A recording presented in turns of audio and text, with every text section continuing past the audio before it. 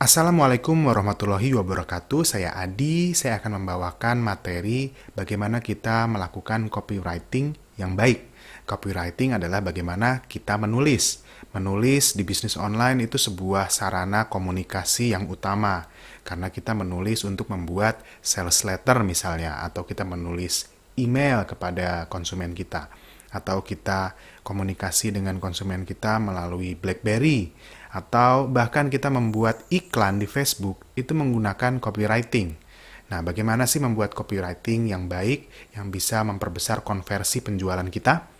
Banyak master-master di luar sana yang sudah sharing bagaimana tips membuat copywriting yang baik. Apakah harus ditambahkan ini, ditambahkan itu, harus begini, harus begitu, jangan begini, jangan begitu, banyak sekali. Bagus semua tipsnya. Hanya saja, setiap master memiliki gaya yang berbeda-beda ketika menulis sebuah sales letter misalnya. Ada master A yang membuat sales letter menggunakan bahasa yang agak-agak lebay. Kemudian ada master B yang menggunakan gaya bahasa yang lebih detil atau lebih rapih, lebih EYD misalnya. Tapi keduanya sama-sama menghasilkan penjualan yang bagus. Nah, teman-teman harus menemukan benang merahnya. Apa sih yang membuat kedua master tersebut sales letternya itu menghasilkan penjualan yang baik, padahal gaya bahasanya berbeda-beda. Nah, di sini kita akan membahas benang merahnya copywriting yang bisa menghasilkan konversi yang baik, meskipun dengan gaya bahasa yang berbeda-beda.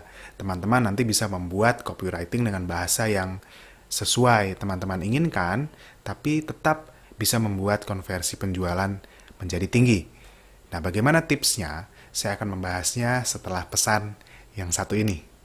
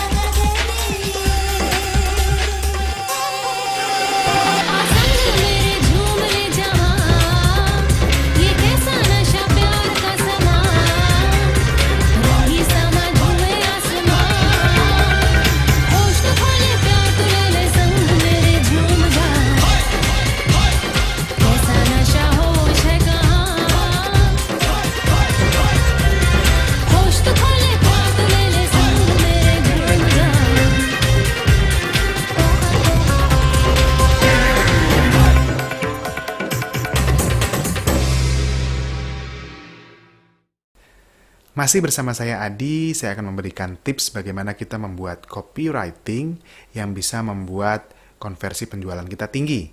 Dengan berbagai macam gaya bahasa atau tulisan, kita tetap bisa membuat konversi sebuah copywriting itu tinggi. Para master membuat copywriting yang berbeda-beda gaya bahasanya, tapi penjualannya tetap tinggi. Ada satu kesamaannya, ada satu benang merahnya. Apa itu?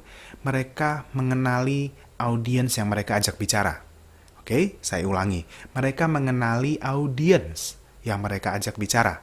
Ya, mereka mengenali audiens yang mereka ajak bicara. Itu penting sekali.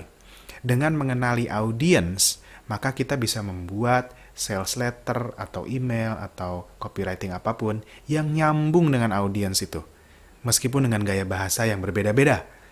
Yang penting intinya kita harus tahu apa yang harus kita sampaikan kepada para audiens kita. Cara yang paling utama adalah kita harus mengenal siapa audiens kita. Nah, teman-teman, saya akan memberikan tips bagaimana kita mengenal audiens kita, sehingga nantinya kita bisa membuat copywriting, membuat kata-kata itu yang baik, sesuai dengan gaya bahasa yang diinginkan masing-masing kita. Nah, saya akan memberikan tipsnya setelah yang satu ini.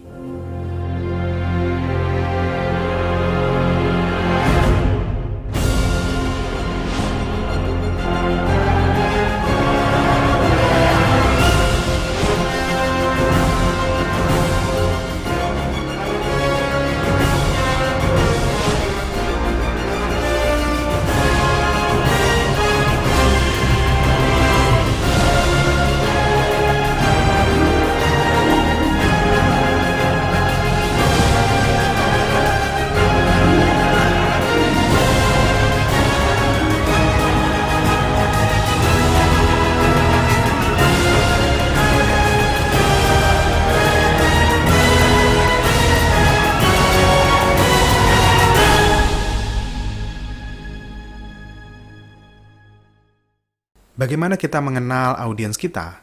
Yang pertama, yang paling utama, kita harus membuat profil audiens.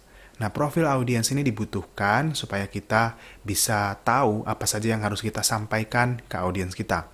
Misalnya kita membuat suatu produk training bagaimana berhenti merokok. Nah, kita harus tahu apa saja yang harus kita sampaikan kepada audiens atau target market kita yang ingin berhenti merokok.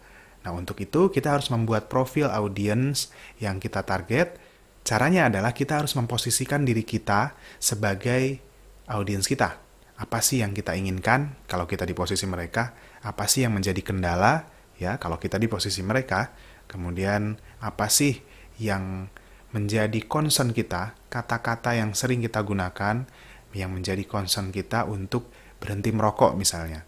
Nah, dengan tahu profil seperti itu, kita akan bisa menyusun kata-kata atau membuat copywriting yang resonate with them, yang berkesan bagi mereka, berkesan di hati atau di benak mereka, sehingga mereka akan nyambung komunikasinya dengan teman-teman.